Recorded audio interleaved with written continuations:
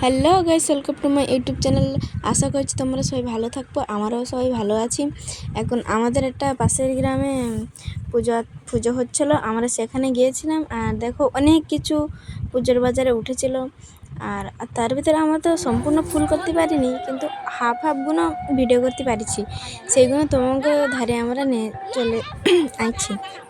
দেখো অনেক লোক এসেছিলো। পুজোটা সব বছর হয়, বছর সব বছরে একবার করে হয়, কিন্তু লোক ততটাও হয়, কিন্তু আমাদের গ্রামের চেয়ে এগো গ্রামে বেশি হয় না। তা এরা সবাই দেখো এসেছে। এটা হচ্ছে আমার সাঙ্গ মেয়ে, যে আগে সাদা জামা প্যান্ট পরে ঘুরতেছে।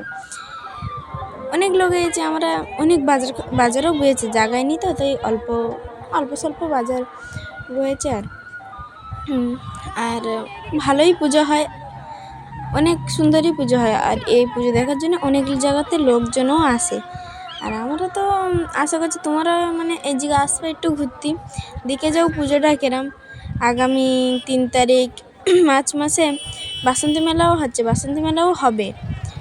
সেই সময়ও আমরা দেখি কি পারি যদি তোমাকে ধরে ভিডিও পৌঁছে দেবো। তো দেখো অনেক জায়গাতে লোকজন এসে ছাবাল, মানে বাজারে তো ছাবার মতনও নেই। দেখো খালি ছাবালরা, মেয়ে গেছে ছাবালরা খালি বেশি। আমি আর আমার সঙ্গে আগে হাঁটলাম, আর পেছনে আমার আরেকটার সঙ্গে ভিডিও করছিল।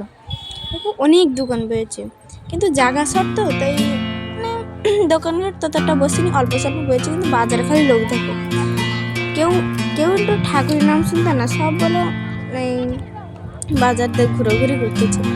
ভাল লাগে না না অত কীর্তন দেখে। আর এমনিতে মেয়ে ছেলেরা তো কীর্তন দেখতে ইচ্ছেই হয় না।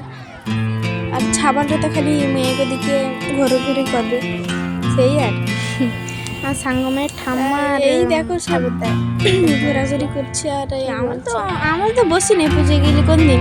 তো তোমারও বসো নাকি কমেন্ট দ্বারা জানাবা।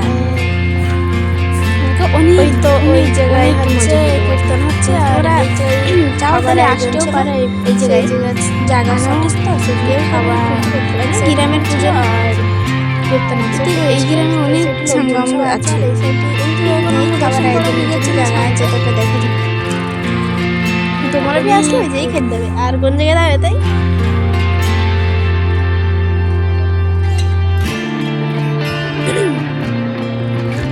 আরও ভিতরেও খাবার আয়োজন হয়েছে। আমরা একটু